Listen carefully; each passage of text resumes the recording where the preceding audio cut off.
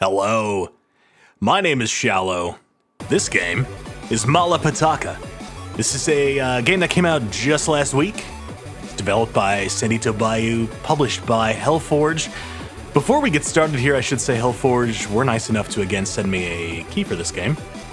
Haven't paid me, didn't even ask me to do a review or anything, just sent me a key, said we're launching a game, have fun. Really appreciate that. I did have fun. I launched this the other day. This is coming out a little later than I wanted to because I fiddled around with the settings, I got my recording software all set up, and then a couple hours went by and I had finished the whole thing. I just sort of sat down and played it. I was having too much fun to remember to record. Sorry about that. So we're not exactly going into this blind, but I think that's gonna be okay.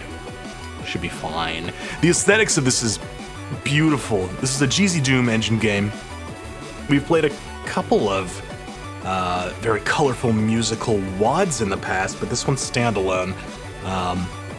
It's got a very NES kind of thing going on.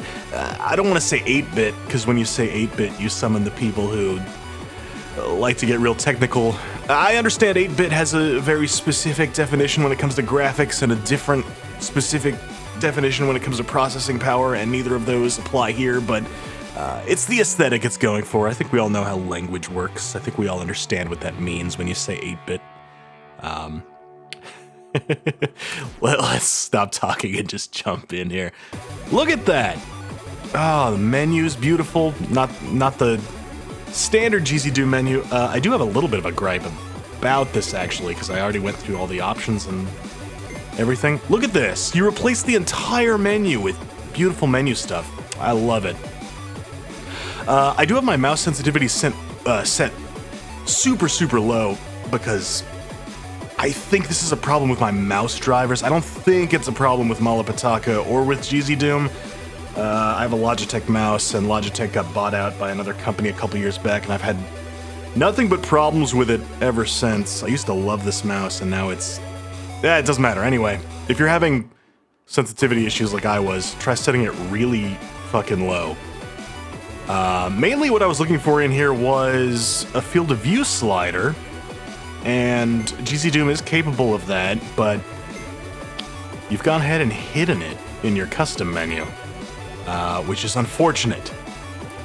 I love sliders. I know you don't want a player to have access to absolutely everything the GZ Doom menu has to offer. When you're making your own standalone game, you want to kind of cultivate the settings that are most important to you, and you want to hide the ones that are going to break your specific vision for your game. It's important for a Doom source port to have everything available, because you don't know what the player wants to do with it, but for a standalone game, you want to be a little more selective about what you let the player fiddle with, but the field of view slider would be nice. If you really need it, what you can do is... there we go, there's the console. God, how do I do it again? Is it show menu? Menu, show? Ah, shit, there's an option, there's a...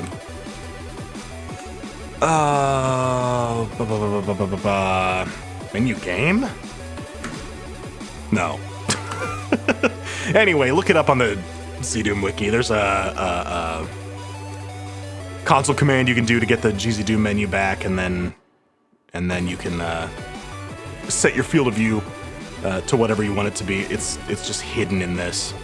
If you're taking feedback about that sort of thing, maybe consider adding that back in. I didn't notice anything breaking. I didn't massively change the field of view. I just like it to be a little wider than the 90 that it defaults to. But I didn't notice any issues with that, so I think you're probably fine to let the player fiddle with it. Anyway, that's enough talking. Let's get into this. New game. It does come with a horde mode, which I haven't played yet, but I do like that it launched with a horde mode. These boomer shooter games tend to... they've fallen into a sort of tradition now where they launch with a single episode and then further episodes come out over time. It's the sort of thing we used to call early access. I think early access is still... Is it still a Steam program? Can you still do Steam early access? Or did they get rid of that entirely? In any case, this isn't officially an early access title, but that sort of episodic release structure is very much still in play in the boomer shooter space, and it is here as well. There's one episode out, future episodes are in development, but in the meantime, you've got Horde mode. If you want to squeeze a little more out of the maps you've already made, that's a really good idea. Relentless Frontier, it's another Hellforge game, also added Horde mode shortly after launch. Not a Horde mode, but like a time trial mode. I think they actually do have a Horde mode now that I think of it. Anyway, squeezing more out of your maps. You know, it takes effort to do that, but certainly less effort than making more maps, I'm sure. So that's a very clever way to get more bang for your buck, but we're gonna do story mode. I just noticed that. There's 2 slots underneath Horde mode, aren't there? Maybe future mode's coming. Interesting. This is a fairly easy game, I noticed. We've only got 4 difficulty settings, no nightmare mode. But I cranked this all the way up to hard, and I didn't really have any issues at all. I'm the sort of person who often says you don't have to play on the hardest difficulty, you just need to play to have fun. So there's no shame in playing on, hey, not too rough, right? In this case, I kind of vibe with a game where even the hardest difficulty is sort of just a kick back and have fun sort of thing. It's like, hey, don't worry about it. Just enjoy me. There's no need to challenge yourself. There's no need to prove yourself. Just kick back and have a good time. That's kind of nice. The boomer shooter genre is full of games that just want you to have your teeth kicked in so you can prove that you are in fact the Doomslayer incarnate. But you know, maybe you just want to enjoy some chiptunes and have fun. I don't think it's a bad thing that the hardest difficulty is easy. If you're the kind of person who enjoys a different type of game, maybe you will consider that to be a downside. I don't. If you want a really, really hard game, there's no shortage of that out there right now. This is not that, and I think that's fine, actually. I think that's totally fine. Let's do hard. Just because we can, and we get a lovely little cutscene. God, how long have I been rambling? This video's gonna be a mess, sorry. Enjoy the cute art! Here we go. Oh! Guardian Space Prison. There's another... maybe a little bit of feedback I have. I like that they credit the music when the level title pops up, but there's no way to see it. It goes away real quick, and if you didn't read it fast enough, if you didn't take note of it at the time, it's gone. There's no way to get it back. If you pop the console open, music dash not found. All right. It'd be cool if that stuck around a little longer, or even if you just print it in the console so I can pop it open and take a look at it anytime I want. That'd be nice. Because the music in this is really good. I really like the music here. F1 or select. Let me see if maybe you credit the music here. I actually didn't think of that. Well, music by IndoNESian chiptunes, but there's individual musicians or groups credited as well, I believe, in the in-level titles. Anyway, let's move right along. Music scoring. Oh, there we go. We don't have them listed by which maps they made, but there's all the artists. Great. Okay. Let's get in here. If you played NES Mega Man, aesthetically this is all gonna look kinda like that, I think. What the hell is happening? Good question, Petaka. Alright, we got door tutorials. Good, good, good. We can crouch under doors. We can break this stuff. We get alternate fires on all of our weapons, which is nice. For the fists, it's a little barrage attack. Here's our cute little aliens. Look at them, the little phlegmoid-looking guys. Boom! And like Doom 2016, we get glory kills, sort of. Melee killing enemies drops health and armor and such. There is a glory kill type system built in. We'll see that in a moment when we get to some of the tougher enemies. If you can lower their health a little bit, you'll sort of stun them.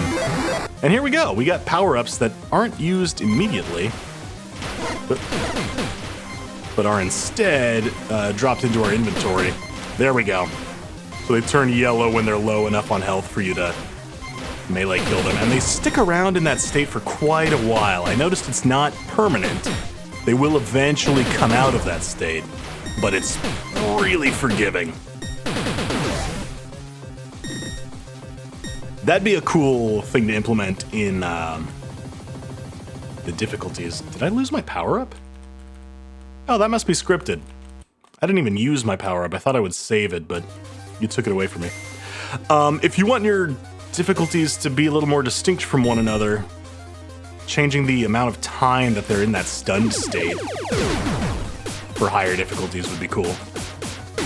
If they stun longer on lower difficulties, less long on higher difficulties, that'd be neat. As it is, the stun might as well be permanent because it's so long. Oh! All the guns in this are quite satisfying.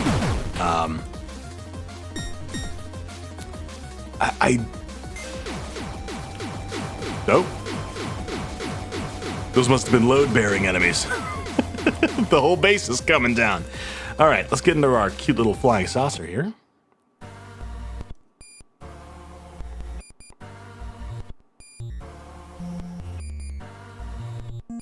Uh-oh.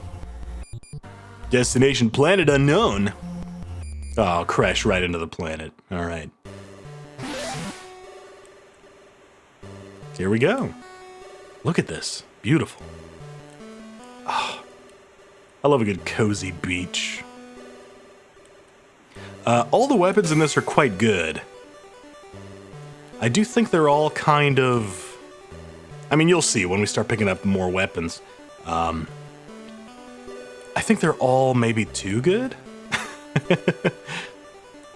On the one hand, I like that this game is quite easy and laid back. But I don't know, I've played so many Doom maps that I think I default to wanting to give feedback as if it was a Doom map, you know? And something I would tell you if that were the case is I would like a little more differentiation between each weapon. I'm talking about this too early, you'll see in a moment. You can kind of use any weapon for any situation. I guess it's up to you if that's good or not. So here's our hub map. We're doing a Hexen. We're doing a Heretic. That's, oh. Is that on purpose? That ring up there? That could be on purpose. The only thing that makes me think that might be a mistake, a mapping error, is that it's flat. You might have forgotten to set that as sky? Because it's just the outline of this, right? No, that's got to be on purpose. Otherwise, you would have included that part as well, right? I'm sure you know what you're doing. All right. So we need 3 keys to open this thing. Yeah. To activate this portal, the 3 keys are found in each of these 3 worlds. We've got an ice world, a jungle world, a machine factory world, and a locked door. Purple doors, I've noticed, are secrets. I'm a big fan of having to find a key to unlock a secret. That's always fun. We'll do the machine world last. We'll save that secret for later. And if I'm remembering right... No, not back here? That seems secret-y. Oh, it's up here? Yeah, here we go. So we can get up here. And, I don't think we can do this yet. Oh, we can! Okay. Here we go. So here's our secret area. We'll open that. And then, yeah, there's our secret. Great. What does that get me? this area. Okay. Yeah, I can't do this yet. That is a jump that I'm not going to be able to make until later. So let's come back and do this secret later. Let's save the entire factory area until later. Let's just do this left to right, huh? Let's do Ice World first. Portals! Love a good GZ Doom portal. This one's subtle. You could almost believe that that door was in the room with us, but it's not. Abandoned snow base. Woo! Lovely. Okay, and here we have a little sub-hub. A sub-hub? Yeah. These are all the ice maps. They will go from one to the next if we just play through them, but at any time we can leave the level and come back to this hub, which is kind of neat. So you can play the entire ice section all the way through from start to finish, or you can hop around. You can play an ice map and then run back and do the jungle maps. I really like how it gives you a lot of options here. But we're gonna do it just start to finish ice maps here. Let's go. Best served chilled. Ice to see you. I don't care what anyone says. I like the Joel Schumacher Batman movies. Oh. Yeah, look at that. Look how good the pistol is. What is that, 2 bullets to stun these guys? It's a really good pistol. All right. We do have a flying guy who I want to call a cacodemon, but is not. Sorry, you made a Doom Engine game. There are certain Doom tropes you can't get away from. I'm gonna call your flying ball enemies cacodemons.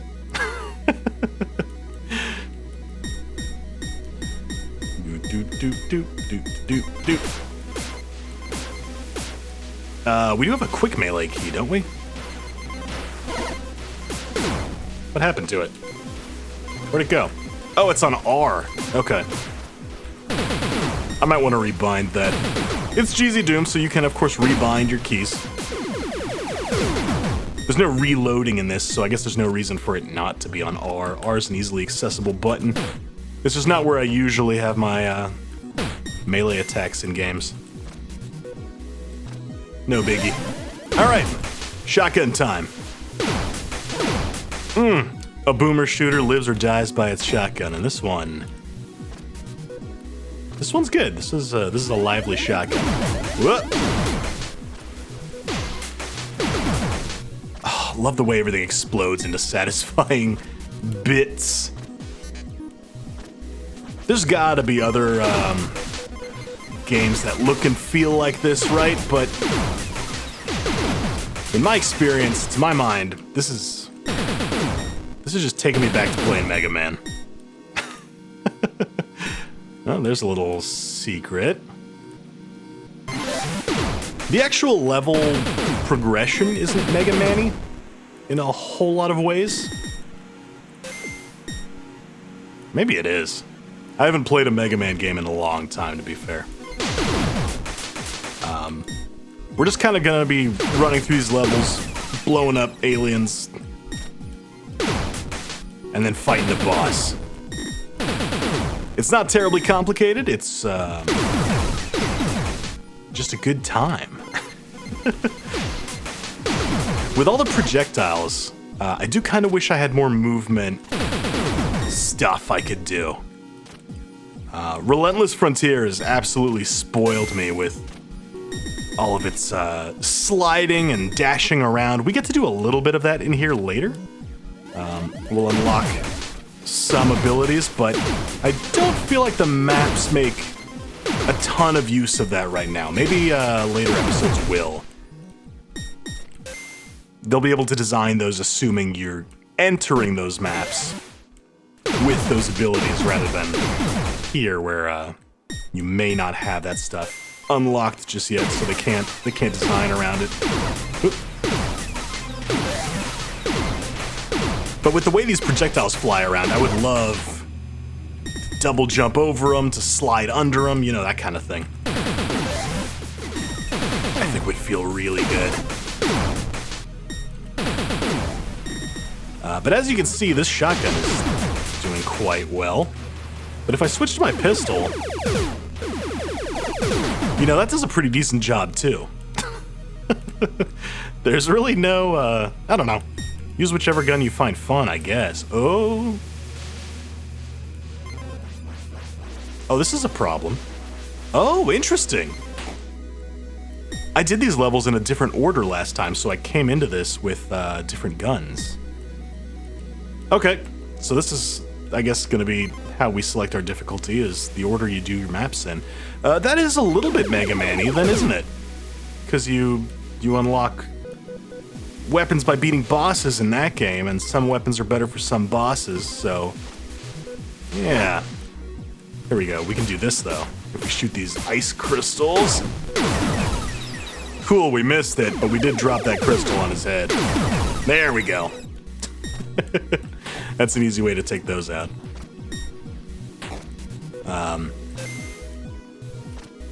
If you use the grenade launcher on those, you can just straight up kill them.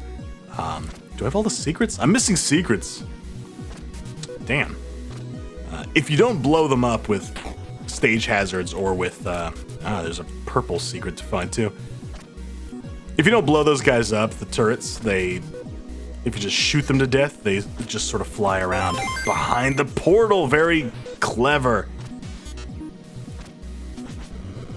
So coming into this without the grenade launcher, I am sort of immediately handicapped. I really like what you've done with the portals.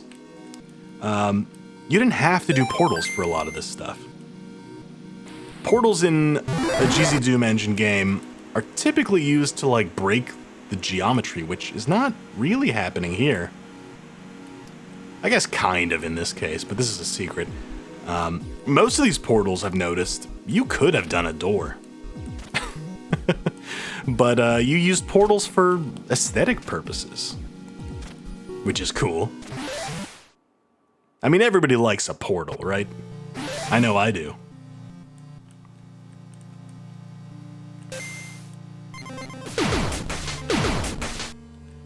Nothing like jumping through portals. Ow. Ow! Stop. You can clear some of these hazards. I think even the bushes and rocks. Yeah, the rocks at least. The bushes are... they're not going nowhere.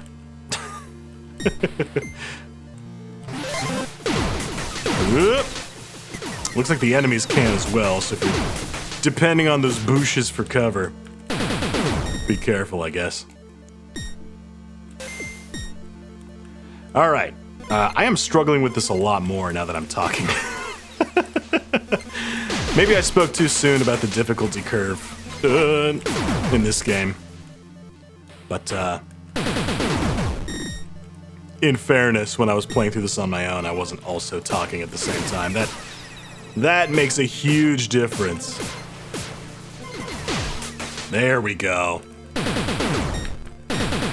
Yeah, look how long these guys stay stunned. I was in pretty bad shape there, health and armor-wise, but, if you manage your enemies, you can almost use your enemies as resources. You almost don't want to kill them. You want to stun them if you can, so that you can heal up again. There's no monster infighting, which is interesting. That's such a core part of Doom's gameplay, and as a result, of GZ Doom's capabilities. So to just straight up not include monster infighting at all is a bold choice, but it kind of works for this style of gameplay. I hate to keep making Mega Man comparisons, but it's sort of impossible not to. In games like that, the projectiles do just sort of fly through everything and head straight for the player.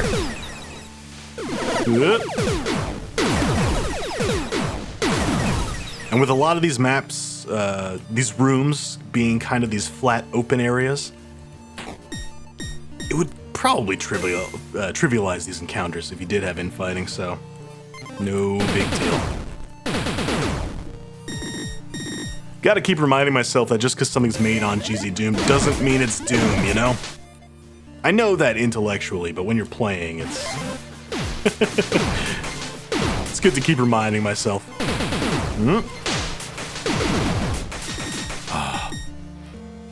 So satisfying. Those flying guys especially feel so good to shoot to pieces like that. Let me grab these. They remind me of the dope fish a little bit. Anybody else? There. Ooh, ooh. Oh, those guys are so weak. I rarely get stuns on them. That's kind of fun. Ah! I don't remember there being so many ice crystals hanging above these turrets. Maybe I wasn't paying attention to it last time because I had the grenade launcher at this point. Maybe those spawn in... Oh, there we go, machine gun. Maybe those spawn in only if you don't have the grenade launcher? If you come here before you pick it up? Possibly. No secrets? This feels like a secret-y kind of thing. These crates, right? How many secrets? Just one in this map? Okay. Look at that! So we've got pistol, machine gun, shotgun. A good variety of weapons. I'm not noticing a whole lot of variety in the utility to them. I'm trying to find the right balance between being, you know, on the one hand, totally okay with a game that's not terribly challenging. I don't think there's anything wrong with that. And trying to find, you know, like, why do you have different weapons, right? What is the purpose of them? Are some of them better at some things? Like, you kind of have that, with the grenade launcher being good at taking out those turrets. But that's kind of the only case of that I've found in this game. I think it could be interesting to push that a little further. I would also understand if, you know, this just ain't that kind of game. If you told me, no, there's multiple different weapons because different people find different things fun. Use whatever you want. Totally valid. I get it. And you're correct, you know, that shotgun's fun, but, you know, so is this machine gun. And if I want to use one and not the other, then it's kind of nice that you've given me the option to do that and not have to handicap myself just to use the gun that I want to use, right? Here we go. Yeah, there's nothing I can drop on this guy, so we're about to see... Yep, there we go. The turrets, if you just shoot them, they turn into a different kind of enemy and fly around. That's why you want to be dropping stuff on them or blowing them up with the grenades. Alright. I'm again not doing so well. Oh! Ambushed. Ooh, I didn't know you could get stuns on these guys. I don't think I've ever managed to do that before. Nice. Alright, we're learning new things. Great. I do like the way these levels just kind of seamlessly flow into one another. Did I ever find this secret? No. With the very square design of all these maps, I can't really depend on my usual... Like in a Doom map, if you pull the map open, you can sometimes quite clearly see where the secrets are hidden based on how the map is shaped, but with a very square set of rooms and hallways like this, it's a lot harder to tell where those secrets might be. I gotta start paying attention to the textures. I'm sure there's a wall texture out of place here somewhere. Perhaps, maybe. Maybe not. Alright. We'll move on. Am I going the right way? I don't think I am. Oh no, I've gotten lost. Alright. Hang on. Alright, back through the portal. I do like the way these maps seamlessly flow into each other. More or less seamlessly. We get a little what would normally be our intermission screen is just that little portal animation, and then straight into the next map. If you wanted to, here I can show you this. If you head backwards from the start of every map, you just go back to the hub station. We get another cool little portal animation, and then here we are. So here are the maps we've opened up in the ice area. If we want to continue, we can just do that, or we can now head back and do forest maps if we want to. Pretty cool. I like that you give me the option. But I'm going to continue on with ice. We're just going to chill out.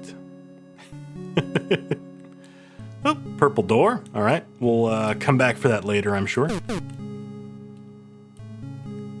Oh. Sooner than expected, perhaps. No problem. Most of the enemies are not terribly difficult. Those beefy guys are kind of the only ones that, outside of bosses, really routinely gave me any trouble. Oop, just because they've got so much health.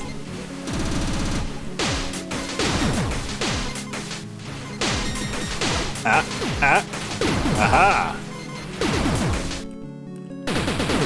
Didn't think I'd parkour myself up onto that windowsill, did you?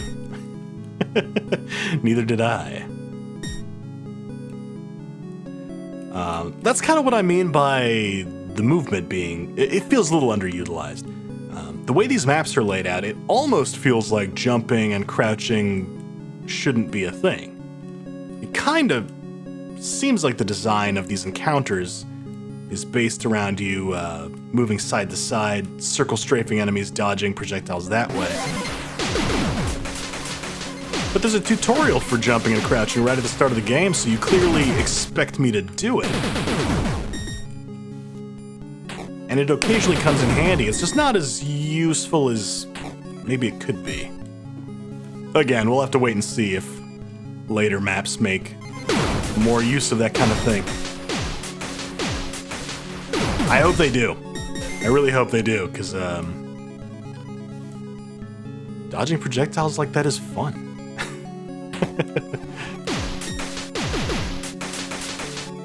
I do like the design of these enemies, the energetic chiptune music, all the projectiles flying in your face. It makes me want to dodge around in a much more stylish manner than the current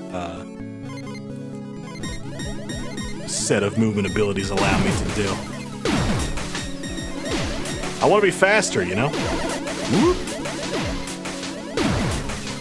Actually, let me... No, okay.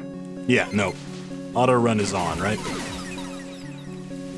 In fact, it looks like you unbound caps lock in this, in the bundled in version of GZ Doom here, which is a good idea.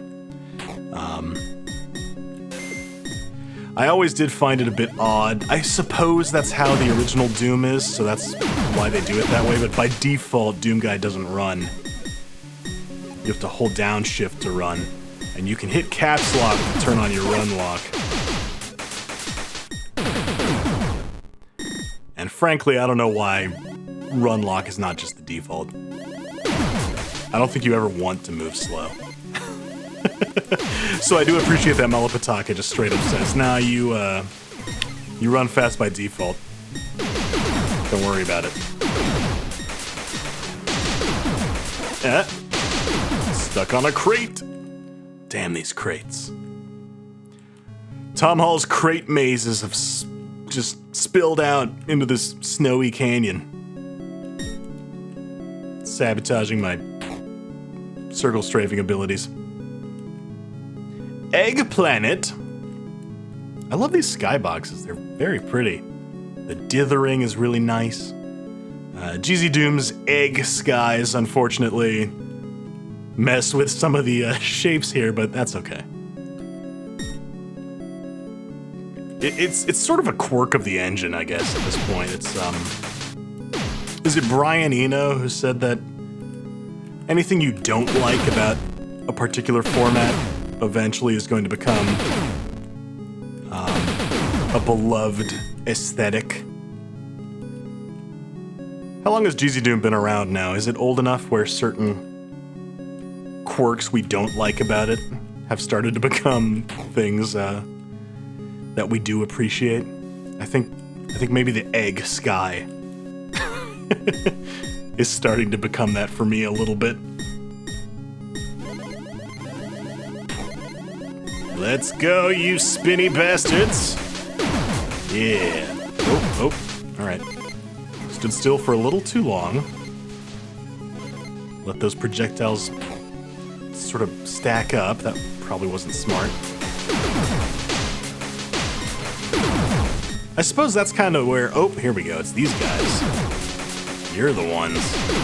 Yeah, I wish I had my grenade launcher with me now. There we go. I guess that's sort of where the difficulty in Petaka comes from, is you want to be moving at all times and also aware of where the enemies are coming from so that you don't strafe yourself into a big line of projectiles. Oh, out of ammo. That doesn't happen very often. Luckily, all the guns are good, so we'll just use the machine gun for a little bit. There's some shells back.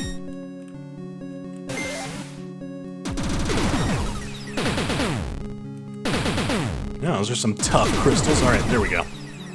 No problem.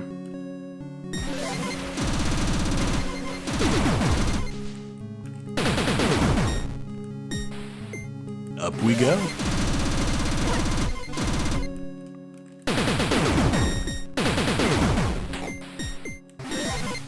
More of you.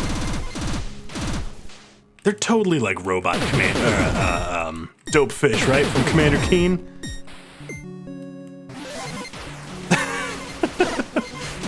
A little bit, maybe? Maybe I'm stretching. That's, not necessarily. Not every round, big-eyed thing is a dope fish. But it could be. Yeah.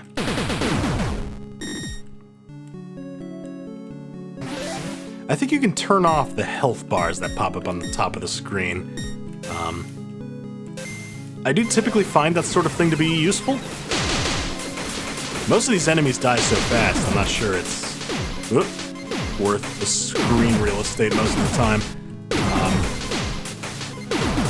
I do kind of like it just as an aesthetic thing in this case. It does remind me of Streets of Rage or Final Fight, those kind of side-scroller beat-em-ups where you would punch an 80s punk in the face and you would get a little portrait of them and their government name printed on the top right of your screen. You're not just punching a random enemy, that guy was Dave.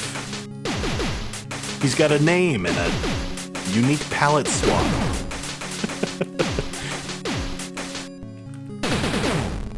That's just a berserker, though. If they had names, that'd be great, if each one got a unique name.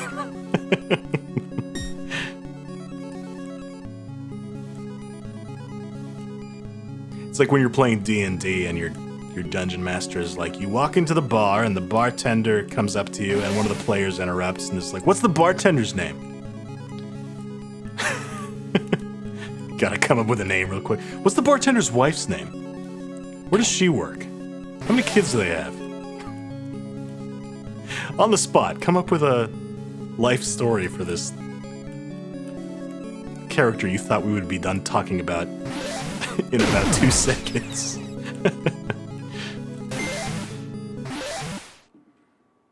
Oh, we missed 2 whole secrets that time. Okay. I don't find the secrets in Petaka to be particularly, let's say, necessary. A lot of these boomer shooters will give you huge, fat rewards for finding secrets. Petaka seems to be totally okay with you missing them. You're not going to struggle to make it through maps just because you missed some secrets. You're also not going to just have a cakewalk if you find them. They're decent caches of resources, but as you can see, I've been missing quite a few, and we're doing all right. It's no big deal.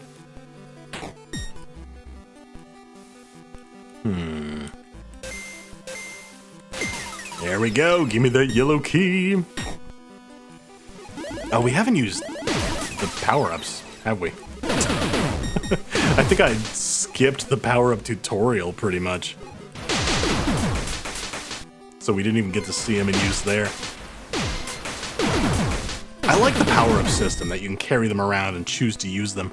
I think you can only carry one of each type at a time. I only have one right now, is the Rampage power-up. Which I believe is like a double damage or something. We'll save it for a boss. Yeah, I thought so.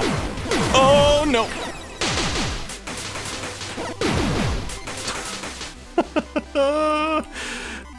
Yeah, things can go bad quite quickly. If you're not careful. Chekhov's ice crystals up there clued me in on, you know, there could be turrets spawning in.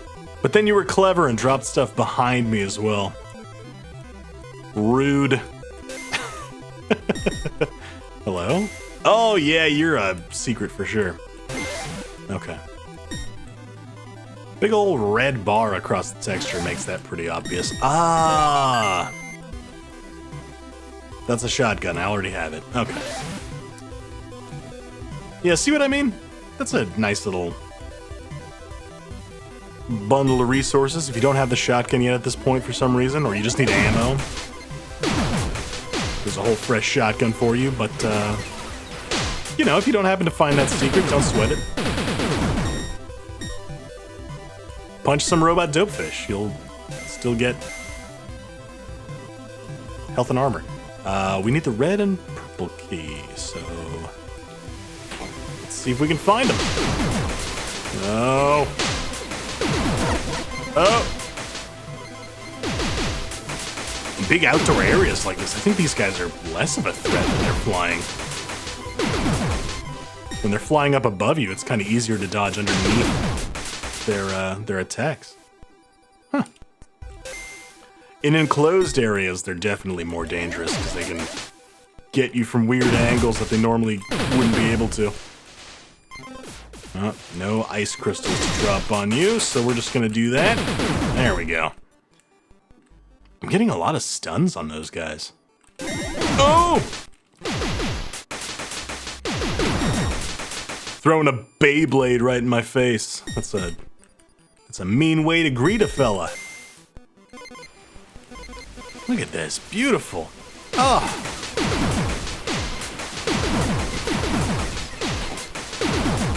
Love a good couple of waterfalls, that's nice. Whoa, whoa, whoa, whoa.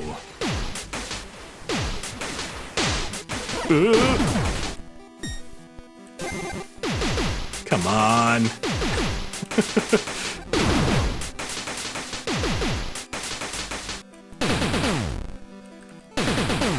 Yeah, yep, one more.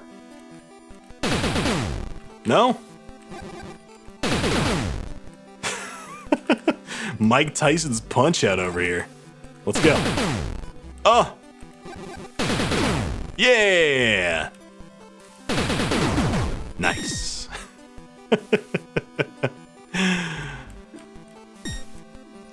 Sometimes you just gotta humiliate a particular enemy. It's like a reward. Here we go. Let's heal up. Nice.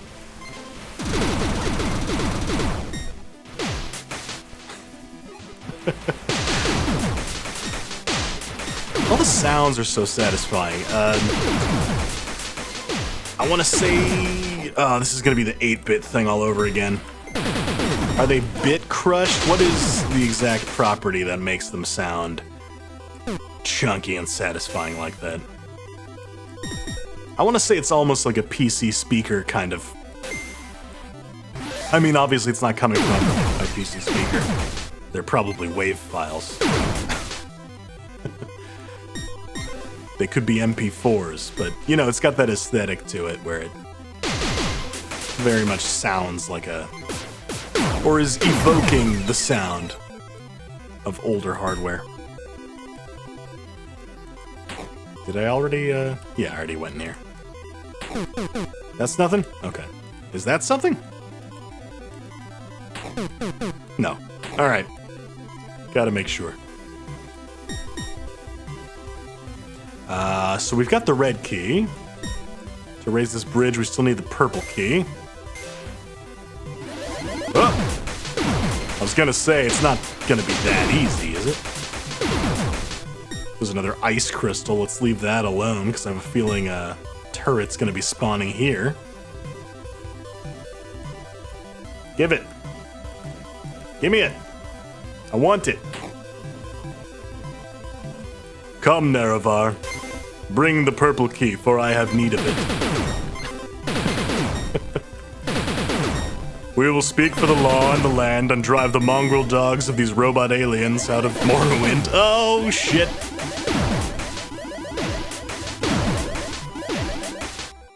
You cannot escape. What a grand and intoxicating innocence. Oh, there's no ice crystal for you. Alright. We're just gonna shoot you. There we go.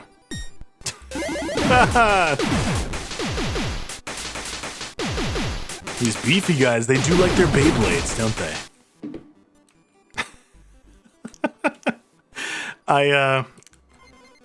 Okay, so I was never really into Beyblades. I am, familiar with the concept, because I feel like in the wake of Pokemon Mania, everybody tried to make some kind of collectible toy anime game, right? There was Yu-Gi-Oh! Certainly did it. There's Bakugan. What was the one with the Digimon, of course? There was an archaeology one, right? Where you had to, like, dig fossils up and then they fought each other. Anyway, Beyblade was that for tops. I worked in retail for a while and we used to get a lot of Beyblade in and nobody ever bought them. I met somebody a couple years back and we got to talking about, like, after you do the stupid introduce yourself, what do you do for work thing, we got to talk about, like, what really matters, what do you do for fun. And they were like, oh, I attend Beyblade tournaments where I am an announcer and a commentator for Beyblade tournaments. And I laughed because I thought they were joking. They absolutely were not joking. This is apparently a real thing that actually is happening. Beyblade was not, I don't think, that popular back when it first was relevant. And this is a person I met, like, a year or two ago? So, apparently this is still a thing that's going on. Which, like, weirdly is cooler. I don't know.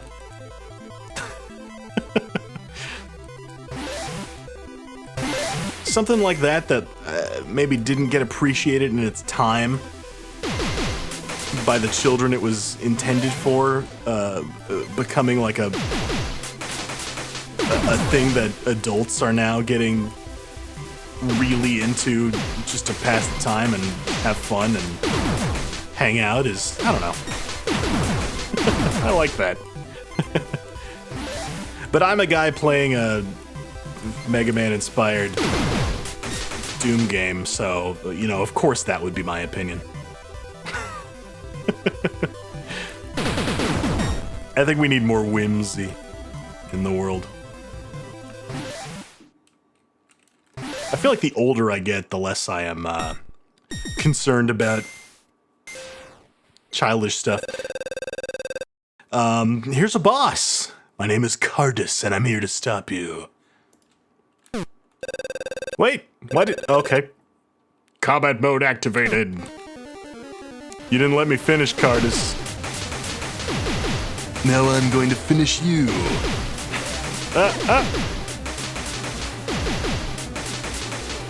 This is a very Mega Man kind of boss fight. You enter a room, the door closes behind you, the enemy starts spamming projectiles and flying all over the room. And then you shoot him in the face with a shotgun. Just like Mega Man. You're good. Until next time. And there he goes. I love the trope of, like, the recurring kind of shitty boss. I'm not saying from a game design standpoint that you made a boss that is shitty. I'm talking like in universe, the character himself is kind of a shithead as like a character archetype, you know? It's the early game boss who sort of becomes the player character's rival. Cardus is going to show up toward the end of each one of these episodes. Little spoiler there, but that's sort of his role in the game. He's sort of the sub-boss that just keeps coming back to bully you. I really like that character type, is what I'm trying to say here, and I appreciate seeing it here.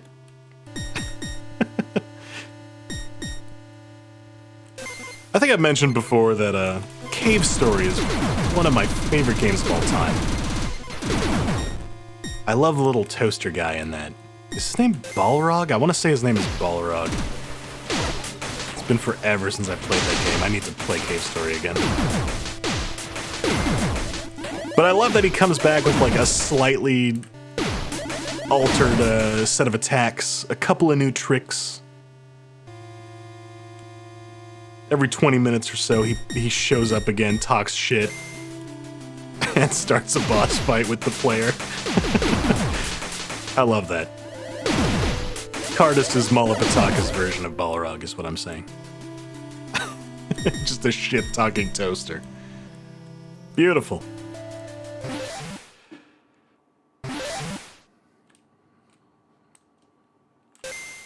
All right.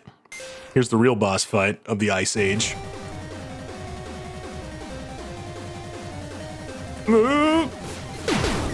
Oh. It's an ice-themed robot. It's Iceman. It's not Iceman. I don't. What do you call it? Frozen armor. He might as well be Iceman.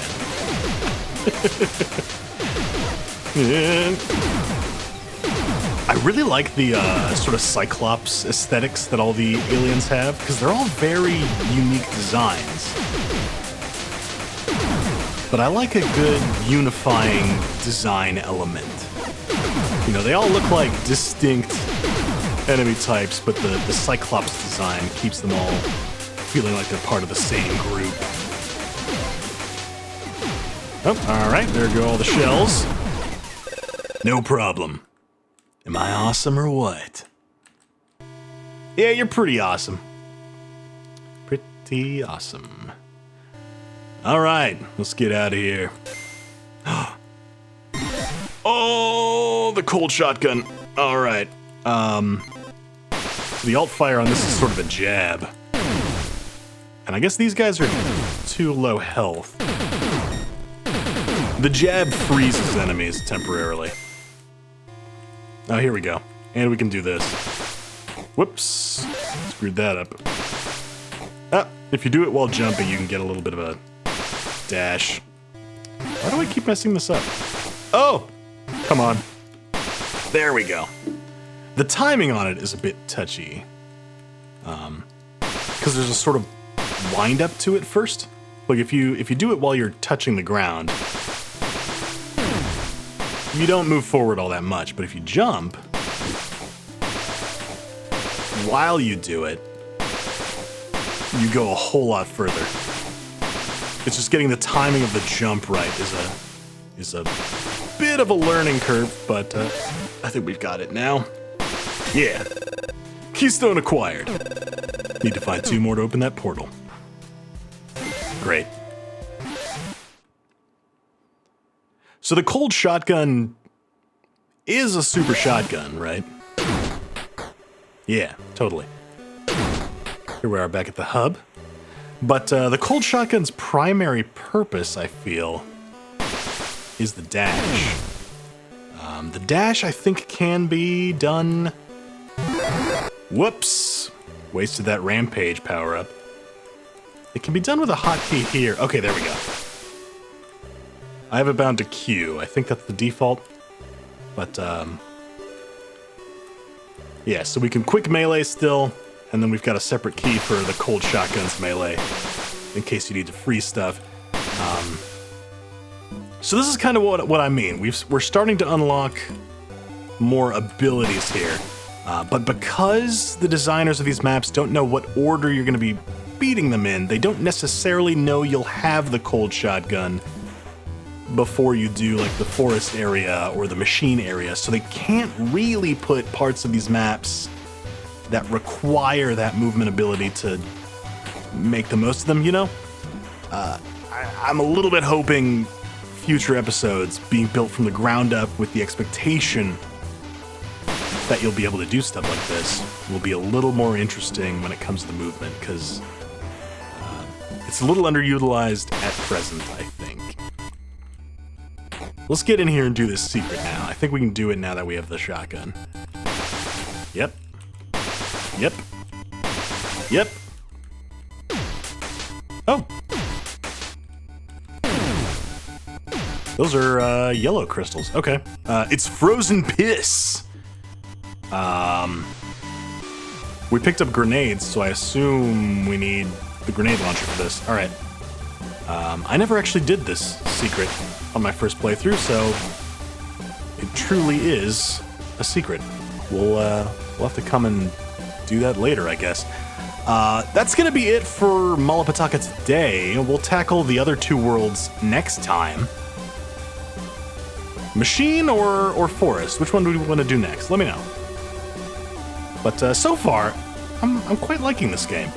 I think there's some room for improvement, but I don't know if it's improvement or just, you know, this is the first taste, this first episode. I'm definitely having fun with it, though. It's very chill. It's a great vibe in here. I like it. I like it. I want more. I like it and I want more. That's my review, official review. This came out last week, like I said. There is a launch sale going on. If I'm getting this video out on time, that launch sale is still on. It's like 15% off or something. Pretty cool. Pretty cool. And future updates are free when they add more episodes. So, you know, pretty great. Go check it out. I'll see you again next time. Till then, take it easy.